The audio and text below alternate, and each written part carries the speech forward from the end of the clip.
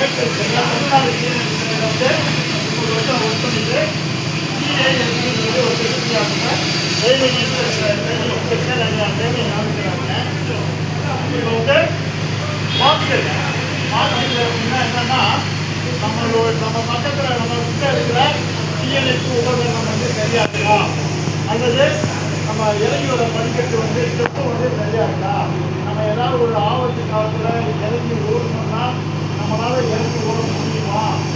அதே சமயத்தில் இப்போ உங்கள் ஃபயர் அலாரம் கொடுத்தாங்க, நல்லா கவனியா, ஃபயர் அலாரம் கொடுத்தாங்க. இந்த ஃபயர் அலாரம் வந்து 60 செகண்ட், அதாவது 90 செகண்டில் வந்து 30 செகண்ட் அடிச்சுட்டே இருக்கும். 90 செகண்ட்லேருந்து 180 செகண்டில் எல்லா பேரும் கீழே வந்துடும். இங்கே மட்டும் இல்லைன்னா உலகம் பூராமே இதுதான் விதி. நீங்கள் வந்து 180 செகண்டு 3 நிமிடங்களில் கீழே இறங்கி வந்து அசம்பிள் ஆகணும். அதே சமயத்தில் லிஃப்ட்டில் வரக்கூடாது. லிஃப்ட்டில் வரக்கூடாதுன்றதுக்கு காரணம் என்னென்னா, பவர் ஃபெயிலியர் ஆகிடுச்சு அப்படின்னா லிஃப்ட்டு பாதிப்பு நினைக்கிறோம் எல்லாமே தப்பிச்சு போயிடுவாங்க, லிஃப்ட்டில் மாற்றிக்குவாங்க. இப்போ வந்து லிஃப்ட்னா வந்து கரண்ட்டு ஃபெயிலியர் ஆகிடுச்சு, பவர் ஃபெயிலியர்னா மற்ற கருத்தில் வந்து நிற்கும், அதாவது நேரம் போகும், நினைக்கிறே வரும். இந்த மாதிரி ஒரு மாணவர்கள் பண்ணியிருக்காங்க. ஆனால் அது வந்து லிஃப்ட்டில் வந்து போகக்கூடாது. அதே சமயத்தில் சார் காலையில் நீங்கள் டியூட்டிக்கு வந்து வேலை செஞ்சுருக்கீங்க அப்படின்னா 40 பேர் இருக்கீங்க அப்படின்னா அந்த 40 பேருக்கு வந்து இருப்பாங்க, கண்டிப்பாக இருப்பாங்க. அல்லது ஊனமுற்று, அதாவது மாற்றுத்திறனாளிகள் ஹேண்டிகேப் இருந்தாங்க அப்படின்னா அவங்கள பாதுகாப்பாக கூட்டிட்டு வர யார் பொறுப்புனா உங்களுக்குள்ள ஒரு நபர் இருப்பாங்க, கண்டிப்பாக அப்படி இருப்பாங்க, ஒரு எங்கே இருப்பாங்க. அவங்களுடைய ஒருங்கிணைப்புல தான் இந்த இதை செயல்பட முடியும். நீங்கள் வந்து தெரிஞ்சுன்னா எல்லாம் ஓடியாக்கிறப்பா சப்மிஷன் ஒரு இயற்கையாகவே ஒரு ஆக்சிடென்ட் ஓடியாக்கிட்டுனா உங்களை வேலை பார்க்குற ஒரு சிறந்த ஹேண்டிகேப் மாற்றுத்திறனாளி எப்படி வருவாங்க.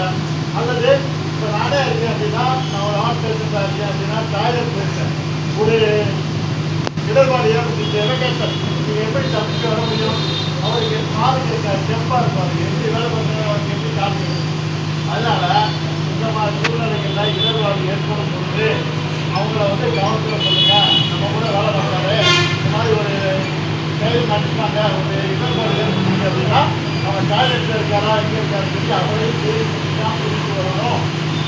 கரெக்டாக பாருங்க, 90 செகண்ட்லேருந்து 180 செகண்ட் 1 நிமிஷத்துக்கு தான் கீழே வந்துடணும். இது காரணம் என்னன்னா, இது வரைக்கும் இந்த வினாடி விளைவிக்க ஏற்படுறது அப்படின்னா ஒரு மூச்சு திறல் ஏற்படுத்தினா அந்த 2 நிமிஷம் 3 நிமிஷம் தான் நம்மளால தப்பிக்க முடியும். ஒரு இடத்துல தீப்பிடிச்சிச்சு அப்படின்னா அந்த இடத்துல வெளியே வந்து தப்பிக்க வரணும்னா அந்த 3 நிமிஷத்துக்கு வந்து முடிச்சு வந்துடலாம். அதுக்கு மேலே என்ன ஆச்சு அப்படின்னா ஆக்சிஜன் கிடைக்காது. அப்போ தீயறியுது அப்படின்னா நமக்கு புகை அதிகமாக இருந்துச்சுன்னா 1 அடி 1.5 அடிக்கு மேலே தான் புகை வரும். இந்த அளவுக்கு மேலே தான் புகை வரும். ஸ்மோக் இருக்கும், அந்த ஸ்மோக் வந்து 1.5 அடிக்கு மேலே தான் வரும். ட்ராவல் பண்ணி கீழே தவுண்டு தான் வாங்கிக்கிறீங்களா, தவுண்டு தான் போவாங்க. அந்த மாதிரி தான் நீங்கள் தப்பிக்கணும். ஐயா அதெல்லாம் விடுங்க. ஒரு ஸ்டோரேஜ் ஒரு இடத்துல வந்து தீப்பிடிச்சிட்டு ஃபயர் ஆகிடுச்சு அப்படின்னா ஃபயர் எக்ஸ்டிங்விஷரை யூஸ் பண்ணலாம். ஃபயர் எக்ஸ்டிங்விஷர் எப்படி யூஸ் பண்ணாங்கன்னா உங்களுக்கு A class fire, B class fire, C class fire, D class fire. A class ஃபயர்னா